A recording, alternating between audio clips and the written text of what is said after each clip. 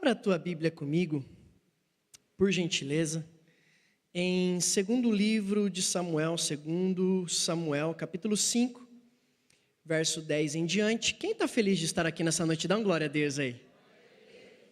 Você está feliz mesmo, irmão? Você está feliz? Quem está feliz? Deixa eu ver. Balança o braço aí, deixa eu ver. Glória a Deus, é muito gostoso, né? Estarmos juntos, estarmos reunidos em mais uma quarta da fé. E eu creio que Deus vai continuar falando conosco. Quem já sente a presença do Espírito Santo de Deus? Quem já acredita que o Espírito Santo de Deus já te tocou nessa noite? Mas quem crê que Deus tem ainda mais? Quem crê que Deus tem ainda mais? Eu também creio. Você pode profetizar na vida de uma, duas ou até três pessoas que estejam mais próximas de você, profetizando algo especial, algo de Deus na vida dele e dela, dizendo, viu, Deus vai falar contigo, Deus vai te abençoar nessa noite, creia que Deus vai te trazer respostas para esse tempo. Isso, vai profetizando, irmão, vai declarando bênção, vai declarando cura. Você não sabe a realidade dessa pessoa, mas Deus sabe, e Deus tem poder para transformar toda e qualquer circunstância ou situação. Segundo Samuel, capítulo 5, verso 10 em diante, é um texto bem diferente, mas eu creio que Deus vai tratar conosco. Diz assim o texto: e Davi ia ficando cada vez mais forte, porque o Senhor, Deus Todo-Poderoso, estava com ele. Então Hirão, rei de Tiro, enviou mensageiros a Davi, e madeira de cedro, e carpinteiros e pedreiros, que edificaram uma casa para Davi. Então concluiu Davi que o Senhor o confirmara como rei sobre Israel, e que seu reino estava prosperando por causa do amor que o Senhor dedicava a Israel, seu povo. Depois de mudar-se de Hebrom para Jerusalém, Davi tomou mais concubinas e esposas em Jerusalém, e teve com elas mais filhos e filhas. Os filhos de Davi que nasceram em Jerusalém foram, quem está aí, esposa grávida, está sem inspiração para nome de filho, aqui tem um monte de ideia, irmão, Samua, Sobade, Natã, Salomão, Ibar, Elisua, Nefeg, Jafia. E aí o verso 16 vai terminar com outros 3 nomes que são o tema dessa mensagem de hoje: Elisama, Eliadá e Elifelete. Se você puder, repita comigo só esses 3 nomes. Diga assim: Elisama, Eliadá e Elifelete. Ainda não põe o tema não, tá? Segura um pouquinho aí para mim, Eric. Pode deixar aquela imagem da quarta da fé tradicional mesmo. Daqui a pouco a gente vai falar sobre o tema. Antes eu quero deixar um abraço a todos aqueles que estão participando conosco, que já se inscreveram aqui na nossa live, né? Ou já escreveram algo aqui na nossa live, no nosso chat. Raquel Franco Lacerda, Sônia Pires, minha tia, Cesária de Araújo, Ilês de Oliveira, Silvia M, Irmã G, pastor também João Caetano Nogueira. Glória a Deus a todos aqueles que estão participando conosco da live. Também vocês que não escreveram, dá tempo, escreve aí no chat, eu vou citar teu nome. E eu quero contar 3 testemunhos para você que está nos assistindo, mas também para quem está aqui presencialmente, de 3 pessoas que participam conosco das lives costumeiramente nas quartas. E essas 3 pessoas, conhecidas de uma irmã da nossa igreja, irmã Esther, e ela compartilhou comigo que essas 3 pessoas enviaram 3 mensagens sobre 3 testemunhos. Sabe por quê, irmão? Porque não é a quarta da fé, não é o pastor Jairo de Lima, mas é a obra do Espírito Santo de Deus.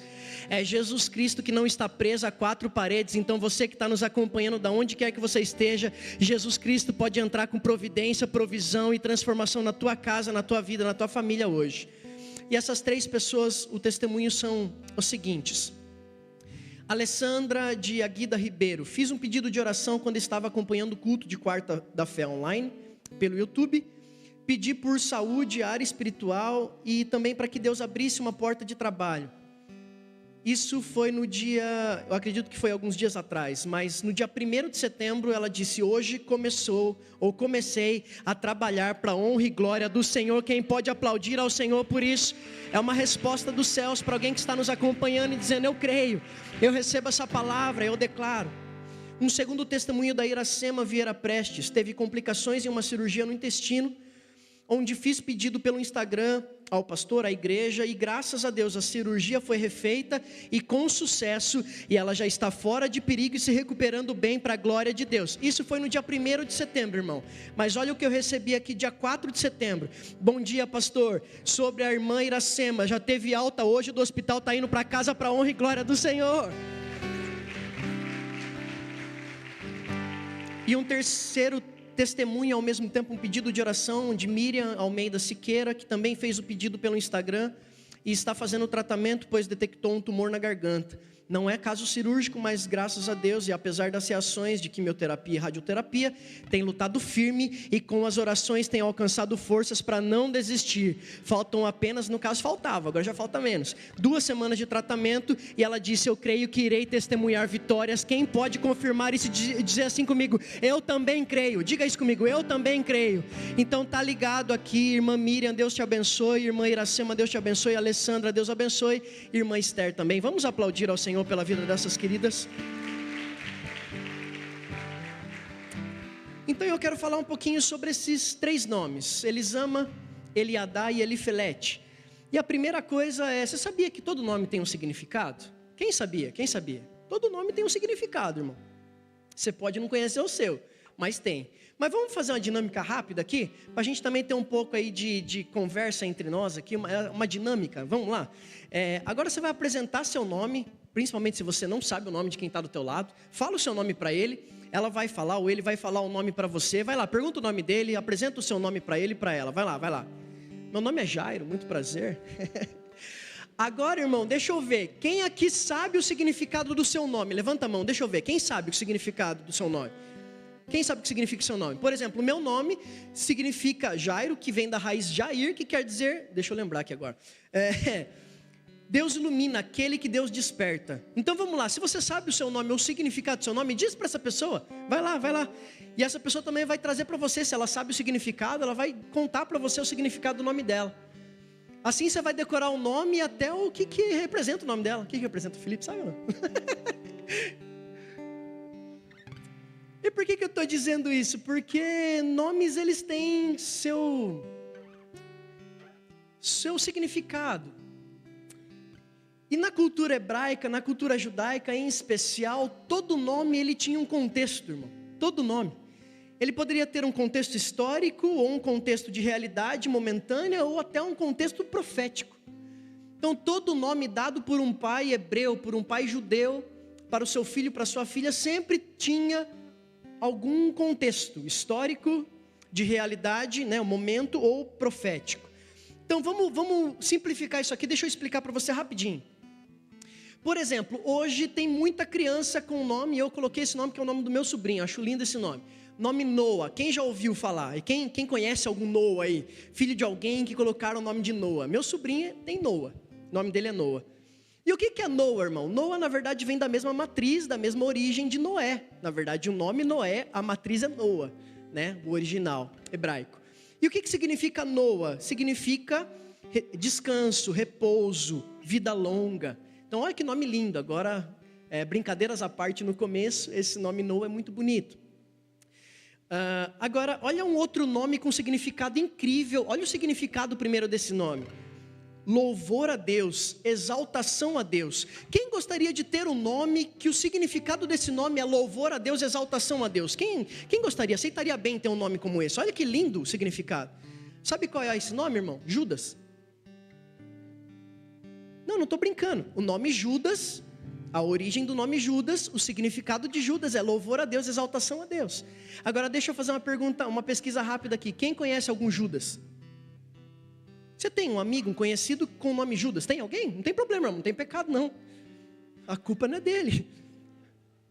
Tem alguém com o nome Judas? Agora, por que a gente perguntou aqui quantos Noas? Um monte de gente levantou a mão. Quantos Judas? Ninguém levantou a mão. Irmão, o significado de ambos os nomes são lindos, sim ou não? Mas existe um contexto histórico. Noé é um homem que fez a diferença. E Judas também é um homem que fez a diferença, mas negativamente. A gente sabe. Então aqui é apenas para a gente entender que todo nome ele leva consigo uma história. Às vezes mesmo que essa pessoa não tenha culpa nenhuma, como eu disse, pode existir alguém com o nome Judas e deve existir. E essa pessoa não tem culpa do que o Judas lá atrás, há 2000 anos atrás, fez. Mas querendo ou não, as pessoas olham, opa, Judas, deixa eu ficar meio longe. Vai que também esse resolve ser traidor. Então, por quê? Porque é histórico.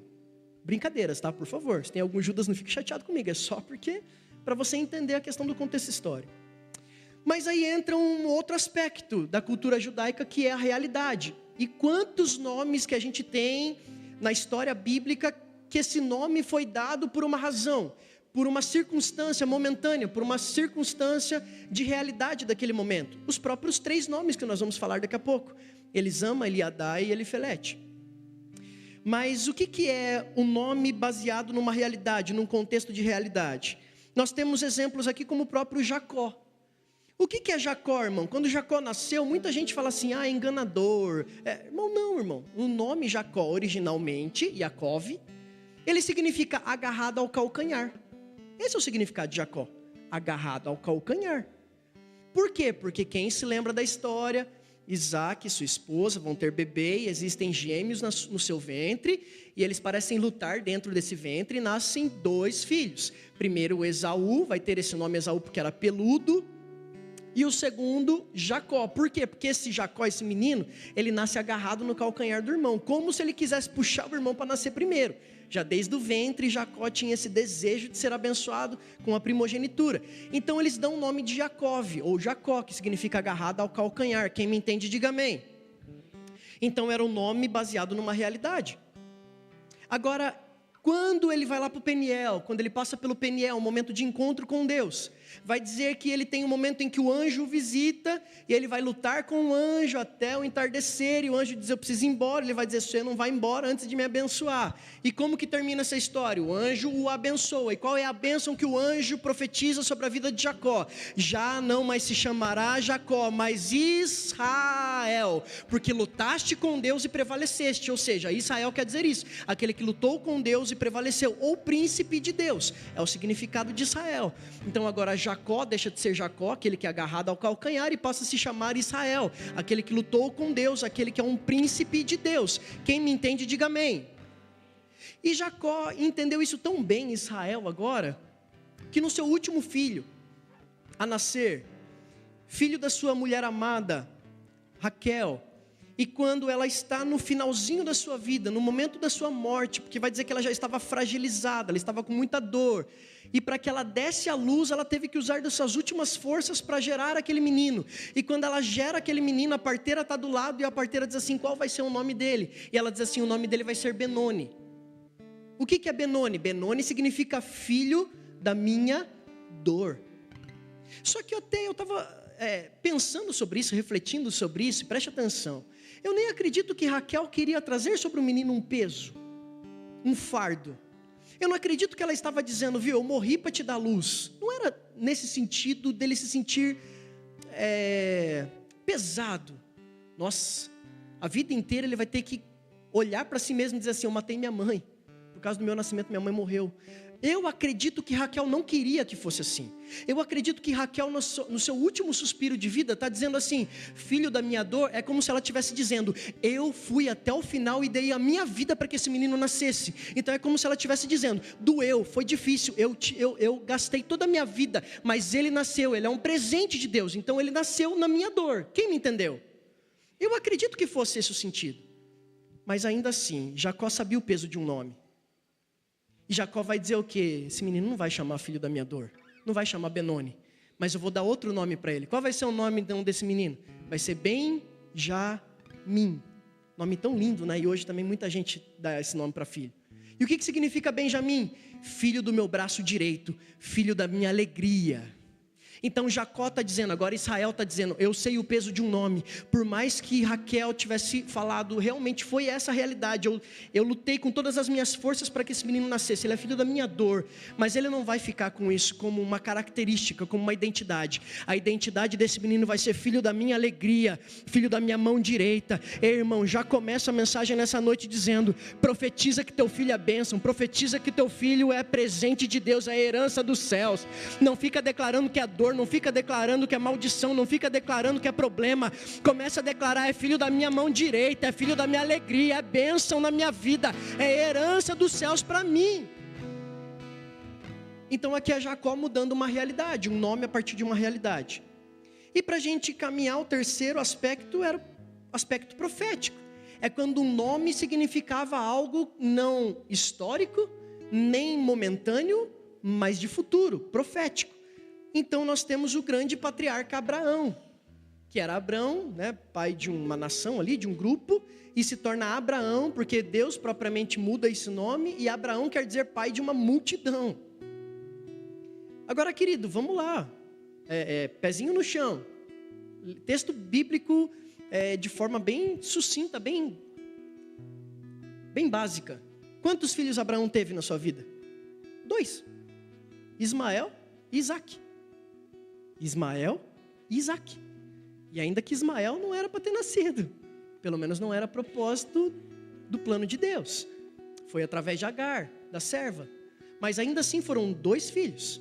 Agora, um homem com o nome Abraão, pai de uma multidão, que tem 2 filhos, parece que ele não cumpriu o seu legado, sim ou não? Mas para quem sabe de Bíblia e para quem conhece o histórico, sabe que primeiro desses 2 filhos nasceram 2 das maiores genealogias que nós temos hoje, os ismaelitas e os israelitas. Só que digo mais, todos nós também sabemos a partir do Novo Testamento, o próprio Paulo vai dizer que nós somos herança, ou nós somos filhos de Abraão diga assim, todos nós, não, diga assim, todos nós somos filhos de Abraão pela fé. Então você está entendendo como o nome Abraão é um nome profético? Quem me entende? Diga amém. E em cima disso, agora nós vamos analisar esses 3 nomes de Davi, ou que Davi vai dar para os seus 3 últimos filhos, nascidos em Jerusalém. Vamos novamente lembrar o nome deles? Lá em 2 Samuel 5,16, diga assim comigo: Elisama, Eliadá e Elifelete. Agora coloca o tema para mim, por gentileza, Eric. O que significa isso? Diga assim comigo: Deus ouve, Deus sabe e Deus faz. Eu quero que você pare e pense um pouquinho comigo. O que é que faz alguém como Davi escolher 3 nomes como esse? Elisama, ele achou legal o nome. Eliadá, ele achou interessante. Elifelete, ele achou... Não é porque ele achava bonito. Não é porque estava na moda. É porque tinha um significado. Era Davi dizendo: eu sei que Deus ouve quando o primeiro filho nasce.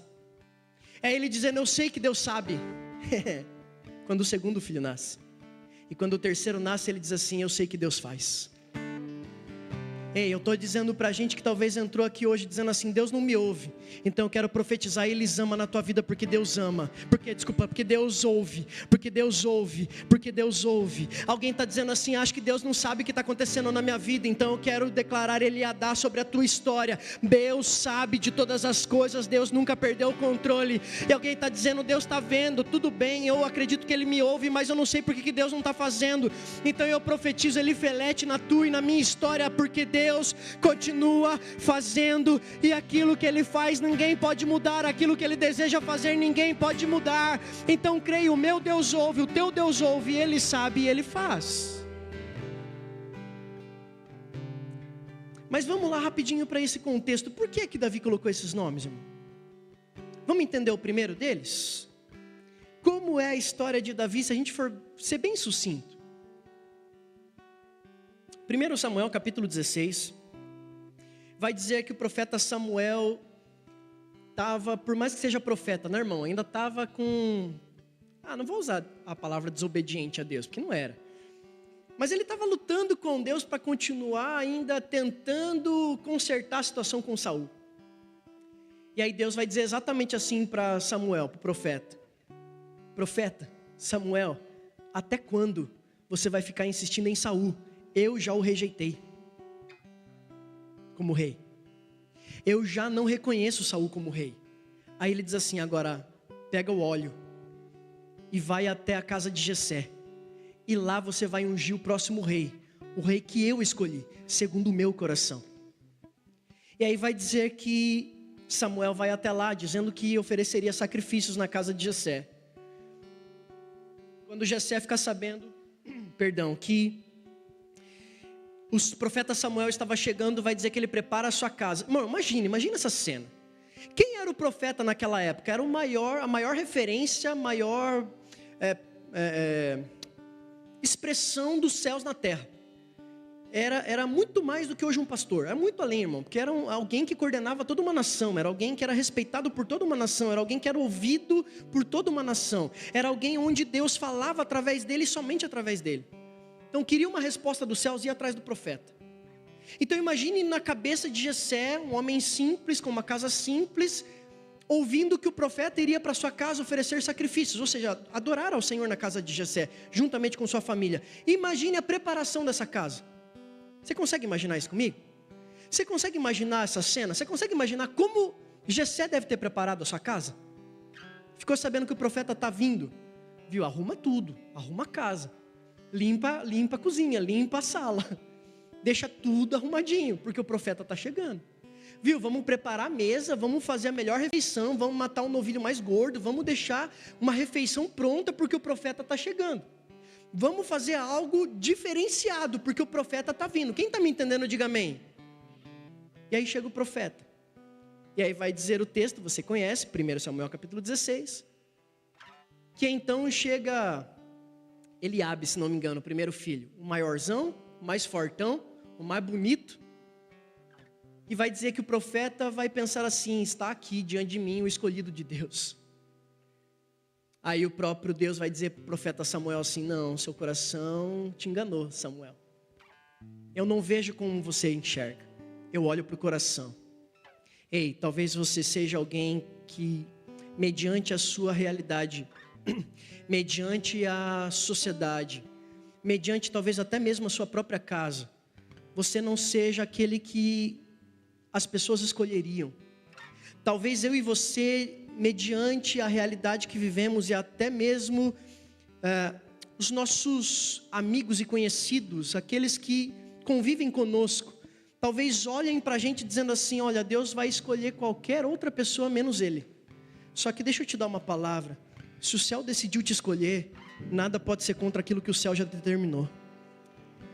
Se o céu decidiu olhar para o teu coração e enxergar no teu coração alguém que está sedento pela presença dele, pode ficar tranquilo.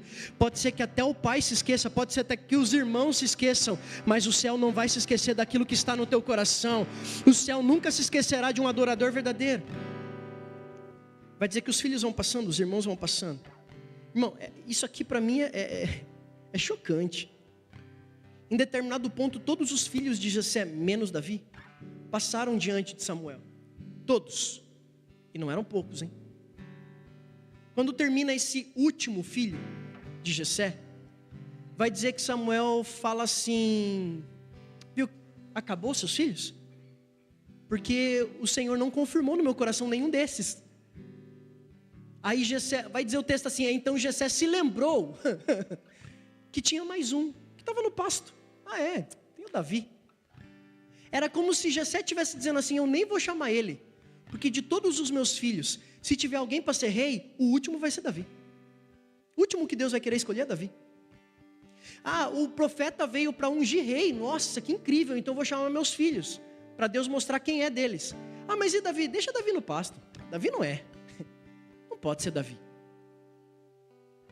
Sabe o que Davi enfrentou, irmão? Davi enfrentou a desconfiança da própria família, dizendo: você não é capaz de chegar lá. Você não consegue. Você é insuficiente. Você é pequeno demais. Você é franzino demais. Você não tem a capacidade dos seus irmãos. Você não é tão grande quanto os seus irmãos. Você não é tão forte quanto os seus outros irmãos. Você não é tão capaz quanto os outros da família. Só que sabe o que o céu estava dizendo para o profeta Samuel?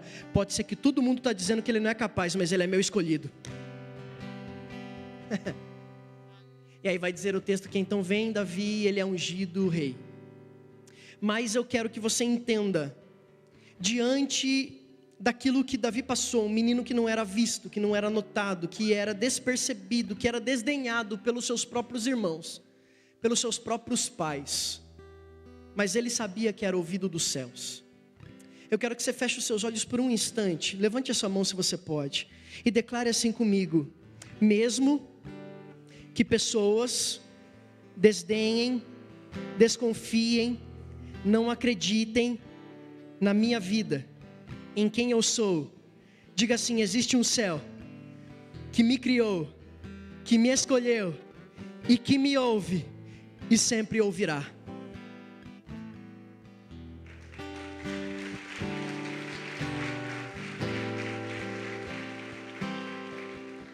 Leia comigo alguns salmos. Corre comigo, Eric, por favor. Salmo capítulo 6, verso 9, vai dizer assim: o Senhor ouviu a minha súplica, o Senhor receberá a minha oração. Salmo capítulo 17, verso 6, Davi vai dizer assim: eu te invoquei porque tu queres me ouvir, ó Deus. Inclina teu ouvido para mim e ouve a minha oração, o meu discurso.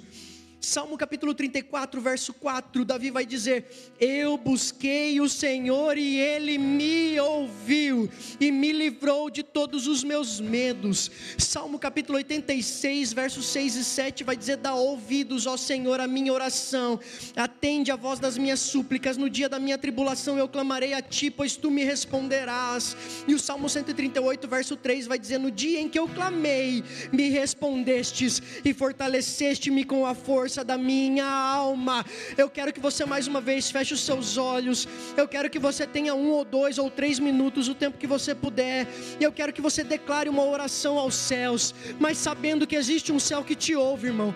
Existe um Elisama na minha e na tua história. Existe um céu que está ouvindo o nosso clamor. Não existe um Deus que está com seus ouvidos tapados. Pelo contrário, Ele próprio vai dizer: os meus ouvidos não estão tapados para que não ouça, os meus olhos não estão encobertos para que não veja, o meu braço não está encolhido para que eu não abençoe. Existe um céu que quer ouvir a tua voz nessa noite. Então abra os seus lábios, rasgue o seu coração se você pode, mas declare a realidade do que você tem vivido. Diga sobre as suas dores, diga sobre as suas aflições, diga para Deus que às vezes é difícil, diga para Ele a realidade do que você tem vivido, porque tenha certeza que existe um céu que está me ouvindo e te ouvindo nessa noite. Você que está participando conosco dessa live também, com seus olhos fechados aí, aonde você está agora, declare, ore ao Senhor, creia que existe um céu ouvindo o teu clamor, a tua oração. Ele pode transformar a nossa realidade, porque o céu nos ouve. Senhor, nós reconhecemos que Tu és um Deus que ouve, Tu és um Deus que atende, Tu não és um vaso. O Senhor não foi feito por mãos humanas. O Senhor não é uma imagem de escultura. O Senhor é vivo. O Senhor responde. O Senhor ouve. O Senhor fala. O Senhor atende. O Senhor transforma. O Senhor cura. Existe um céu que está ouvindo a nossa voz nessa noite. Oh,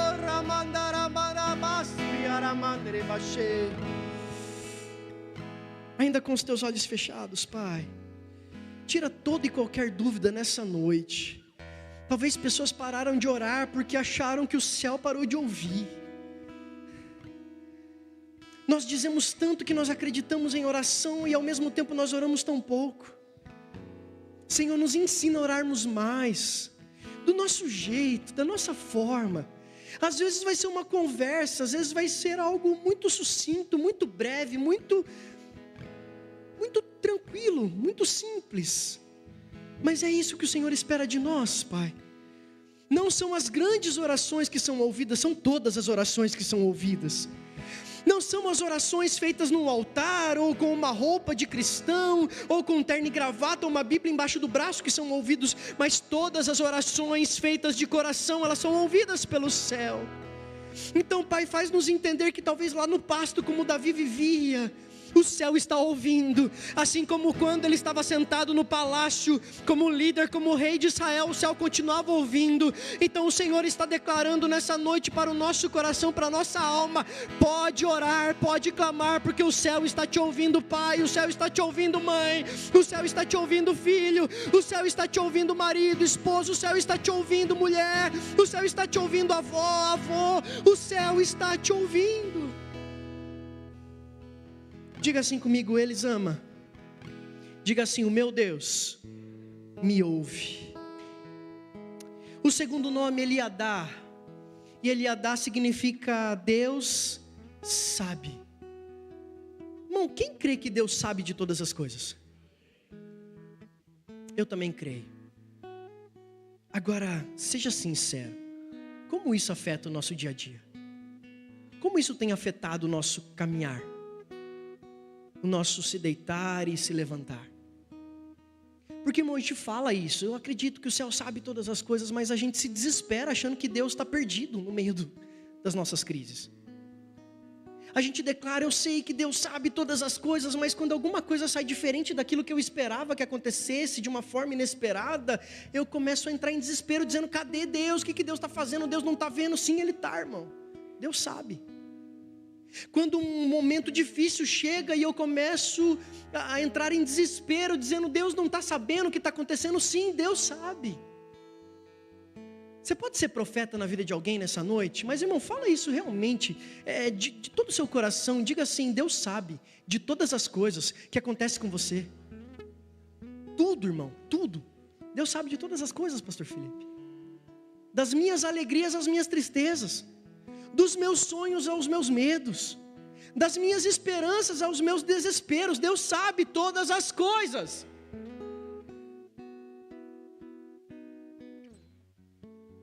Leia comigo esse salmo que é extraordinário. Salmo 139, verso 1, a gente vai ter uma leitura um pouco mais longa. Salmo 139, a partir do verso 1. Senhor, Tu me sondas e me conheces. Pode passando. Sabes quando me sento e quando me levanto. Acompanhas o meu pensamento aonde quer que eu esteja. Discernes a minha caminhada e a minha pousada, e está a par de todos os meus intentos, minhas intenções. Porquanto a palavra ainda não chegou na minha boca, na minha língua, e Tu, ó Eterno, já conheces completamente. Tu me envolves por trás e pela frente, e pões sobre mim a Tua mão. Tal conhecimento é para mim maravilhoso, demasiadamente maravilhoso, tão elevado que não posso compreendê-lo totalmente. Para onde eu poderia fugir do Teu Espírito? Para onde poderia correr e escapar da Tua presença? Se eu subir aos céus, lá estás. Se eu fizer a minha cama no Sheol, lá estás. Pode passando.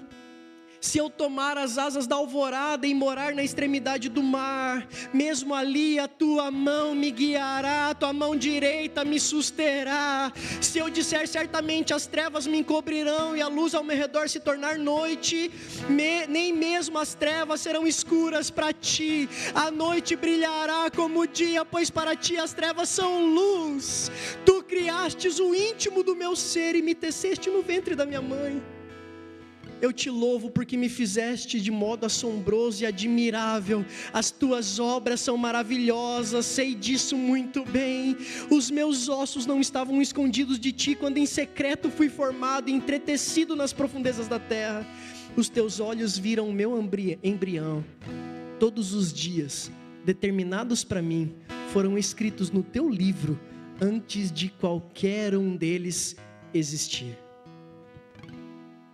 Sabe o que o salmista está dizendo? Deus sabe de tudo. Sabe isso que você está achando que acabou, irmão, que é um ponto final? Deus sabe de tudo. Sabe essa situação que você não vê escapatória, que você não vê esperança, que você não vê futuro? Deus sabe de tudo. Sabe esse nível de desespero que a gente tem pelas crises que enfrentamos? E a nossa limitação diz assim: não vai dar. Deus sabe de tudo. Sabe o que Davi está dizendo? O nome do meu filho será Eliadá, que quer dizer Deus sabe. Porque Davi lembrava-se de tudo que já tinha enfrentado. Davi lembrava-se de quando ele era apenas um menino, mas Deus já o conhecia. Davi se lembrava de que mesmo quando seus pais e seus irmãos não reconheciam quem ele era, o céu já reconhecia, o céu já sabia. Então eu estou declarando aqui nesse ambiente, para quem está conosco nessa live, Deus sabe de todas as coisas, o controle nunca saiu das suas mãos. Deus é a própria sabedoria, Ele criou a sabedoria, Ele é sabedor de todas as coisas.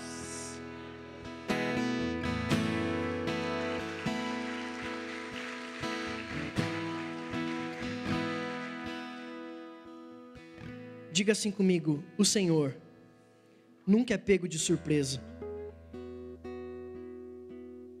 Não, Ele sabe tudo. Ele sabe o meu hoje, mas Ele já sabe o meu final. Deus sabe tudo. Deus sabe. E por fim, Elifelete. Diga assim comigo: Elifelete. Diga: Deus faz. Nós acabamos de falar sobre a sabedoria de Deus. Deus sabe de tudo. Tudo. Tudo, irmão. Mas agora a gente vai falar sobre a soberania de Deus.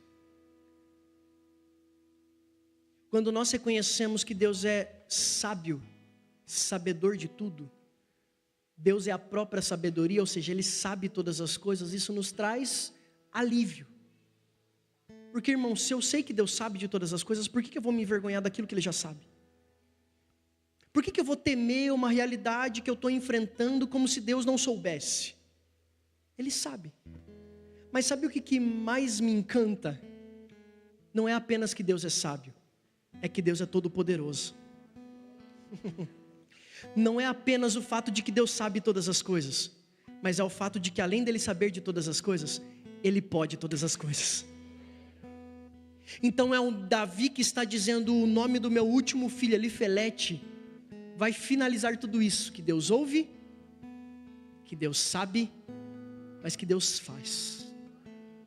Não é apenas um Deus que ouve o meu clamor, meu choro, a minha lágrima. Não é apenas um Deus que ouve aquilo que eu estou passando e Ele chora comigo, porque sim, Ele é um Deus que sente a nossa dor, que entende o nosso sofrimento. Não é apenas um Deus que ouve, mas é um Deus que sabe de todas as coisas. Mas alguém poderia dizer assim: tá, mas isso é incrível, Deus ouve de tudo e Deus sabe de tudo. Tá bom, mas isso não resolve tudo. Sim, não resolveria tudo, se Ele também não fosse um Deus todo poderoso e soberano sobre todas as coisas. Eu quero que você uma vez mais feche os seus olhos. Eu quero ser profeta nessa noite mais uma vez. Eu quero que com os teus olhos fechados, eu quero que você olhe para as suas crises, dores, aflições, problemas. Eu quero que você enxergue agora tudo aquilo que para você é impossível. Eu quero que você coloque nesse momento diante dos teus olhos, estou falando óbvio, né? Um pensamento aí, no seu coração, na sua alma. Coloca diante de você tudo aquilo que você diz assim: não tem jeito, não tem como, eu não consigo, eu não posso. Eu quero que você enxergue agora todas as impossibilidades. Você orou, o céu ouviu. Eu quero que agora você reconheça que o céu já sabia, e Ele continua sabendo, e Ele sempre vai saber. Deus não é pego de surpresa. Mas agora, diante dessa impossibilidade que você está enxergando, eu quero que você enxergue essa dificuldade como um grão de areia diante de um Deus que é um oceano, diante de um Deus que é tão maior do que as nossas dificuldades e fraquezas e fragilidades. Eu quero que a gente enxergue nesse momento os nossos problemas, mas a gente enxergue eles do tamanho que eles realmente são. Eles não são tão grandes quanto a gente imaginava. Sabe por quê? Porque existe um Deus que é muito maior do que os problemas que enfrentamos. Existe um Deus que é soberano sobre todas as circunstâncias e situações. Existe um Deus que é muito maior do que um laudo médico. Existe um Deus que é muito mais poderoso do que a crise que eu estou enfrentando. Existe um Deus que é muito superior aos problemas que eu enfrento. Existe um Deus que tem poder para mudar histórias no momento, num piscar de olhos, porque Ele tem todo o poder e Ele faz aquilo que Ele decidir fazer. Então diga para o teu problema assim: meu Deus está chegando.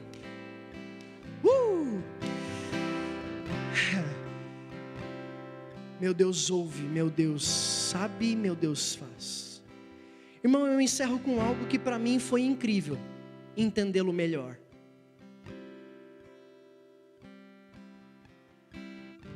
Quando eu olhava para Davi, olhava para essa unção de Davi, eu enxergava muito, e realmente o é, um homem segundo o coração de Deus, um adorador por natureza, um poeta.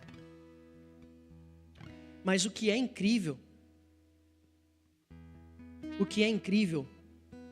é o fato de que talvez você não soubesse dessa informação que eu vou te passar.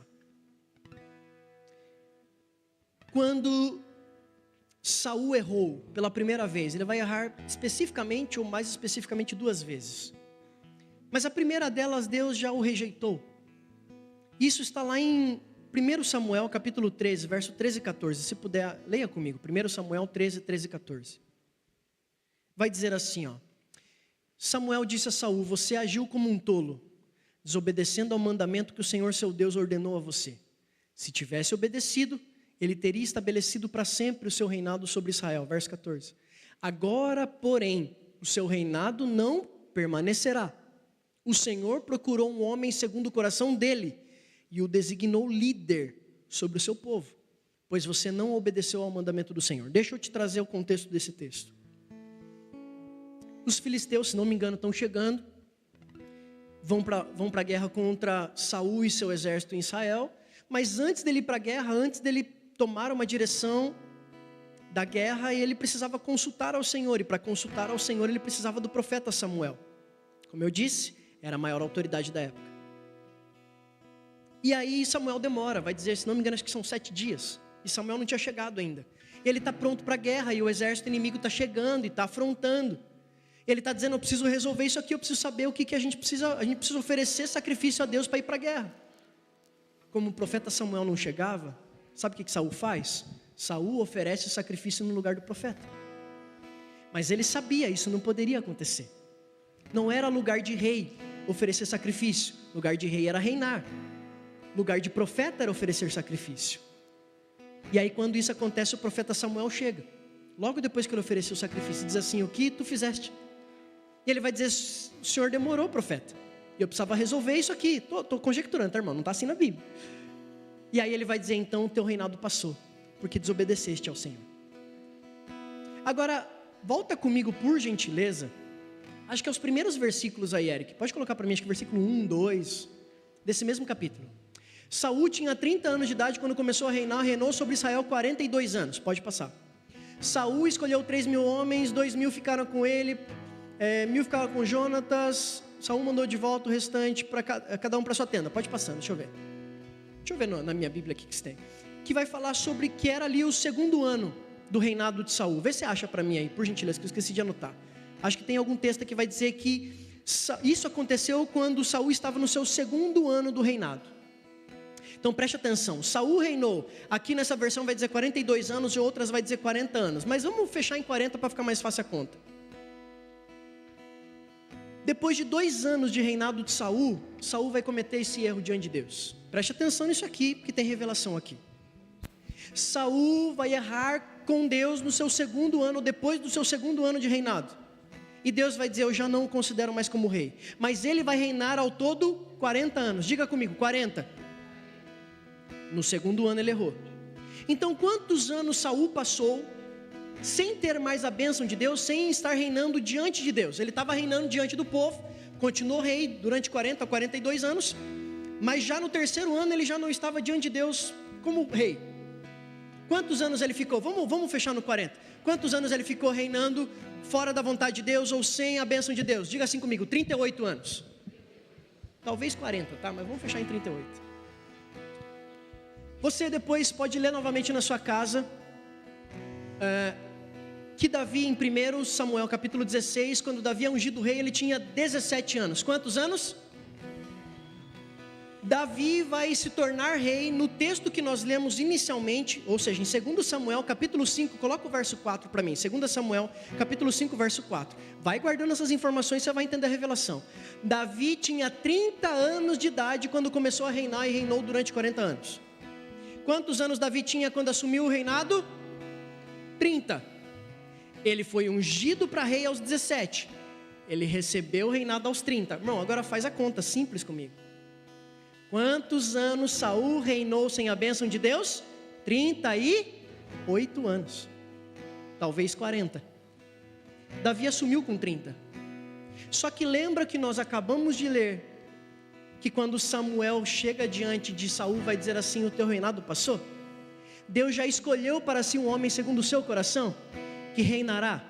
Quem se lembra desse texto? Peraí, mas isso aconteceu no segundo ano de Saul. Agora me explica, irmão, como que Saul vai reinar por 38? Davi só vai assumir com 30. Podemos colocar aí facilmente um intervalo de 8 anos entre Deus estabelecendo que ele já tinha um novo rei, que Saul já não era rei e que Davi ainda não tinha nascido. Agora você ficou curioso, não ficou? Não deu uma bugada na cabeça agora? Porque quando eu comecei a estudar isso, entender isso, eu falei: opa, peraí, onde que está a resposta disso? É simples. Soberania de Deus. Sabe o que Deus estava dizendo para Samuel? Você não sabe. Ninguém do povo sabe, porque ele ainda nem nasceu. Só vai nascer daqui 8 anos, mas eu já o escolhi.